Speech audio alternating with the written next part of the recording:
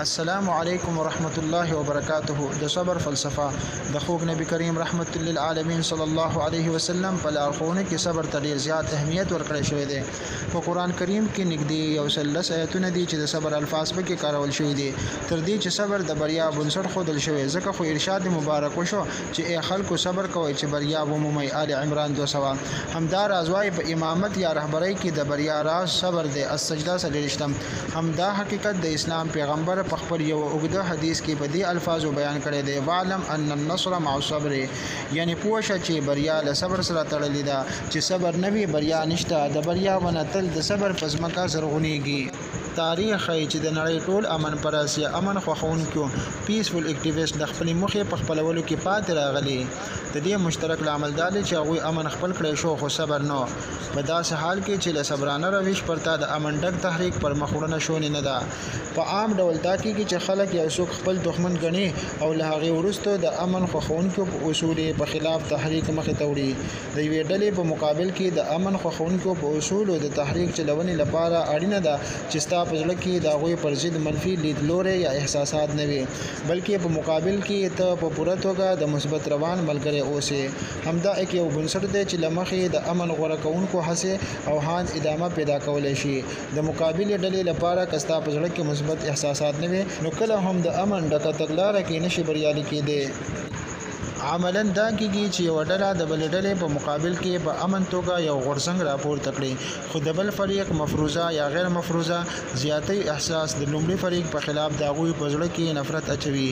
دا نفرت قرار د تشدد شکل غوره کوي، او که د تشدد له لارې مطلوبه بریا ورته نه ترلاسه کېږي، نو د لومړي فریق په زړه کې د مقابل فریق خلاف د نفرت توپانې تر هغې پورې رسوي چې د هغه په خلاف هره شونې ورانکاري پیل کړي، دې پورې چې د هغوی د لمنځه وړنې لپاره دا ډول بدرنګه ګامونه واخلي چې په اوس وخت کې ورته ځان وژونکي بمباري سوساید بومینګ ویل کېږي.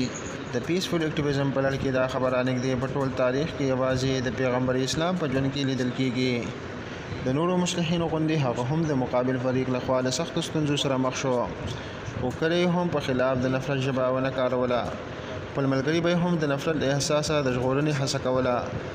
د هغه مبارک په ژوند کې داسې بیلګې په کثرت سره دي، لکه په مکه کې د پیغمبر اکرم صلی الله علیه وسلم د ملګرو یوه کورنۍ وه چې آل یاسر ورته ویل کېدو. دا یوه کمزورې کورنۍ وه، خو ځواکمنو مخالفینو یې وهل ټکول پیل کړل او ورته ویل به یې چې د پیغمبر ملګرتیا پرېږدئ.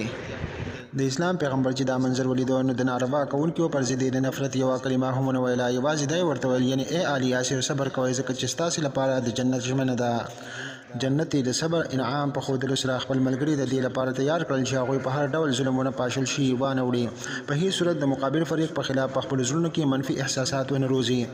دا د اسلام پیغمبر د پالیسۍ بې برید مهم اړخ و چې هغه د خدای له لارښوونې سره سم غوره کړ، یعنې د مخالفینو په هرزیاتي صبر کول. قرآن کې په دې لړ کې څرګندې لارې ښوونې راغلي دي، لکه په قرآن کې د پیغمبر په ژبه فرمایي: ولنصبرن علی ما آذیتمونا، یعنې موږ به ستاسو په اذیتونو یوازې صبر کوو.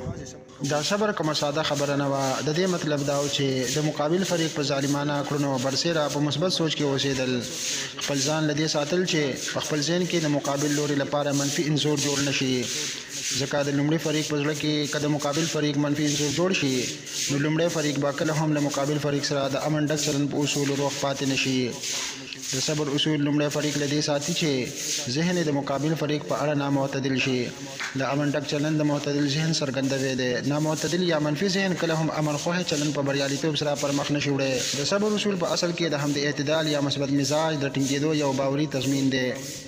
د اسلام پیغمبر د ژوند مطالعه په ډاګه کوي چې له هغه سره د مخاطب لوري لخوا پرلپسې زیاتی کېدو، خو هغه به تل له سختۍ سره د صبر په اصولو ولاړ پاتې کېدو او خپلو لارویانو ته به یې د دې ټینګار کاوه. د هغه په ناسته کې کله هم داسې نه کېدل چې د مخالفینو ظلم سانسور شي.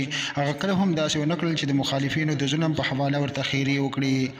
د دې اپوټه به هغه تل د ظلم کوونکو خلاف ښه دعا کوله. یو ځل مخالفینو خوږ نبی کریم رحمت للعالمین صلی الله علیه وسلم په کاڼو زخمي کړو، ټپي کړو. په دې وخت کې له خولې مبارکې د الفاظ وتل: یا الهي زما قوم ته هدایت وکړي، ځکه چې دوی نه پوهېږي.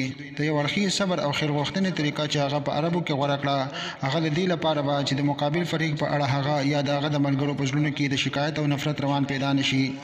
ځکه کوم ذهن چې د شکایت او نفرت ښکار شي هغه د اصلاح کار په سمه توګه نشي کولی. دا مطالعه او لوستل د کتاب د اسلام رښتونی مخ نه و. اجازه غواړم زه ستاسو ورور ستاسو د پرخلوص دعاګانو طلبګار عبدالحد رحماني من جاکوټي. والسلام علیکم ورحمت الله وبرکاته.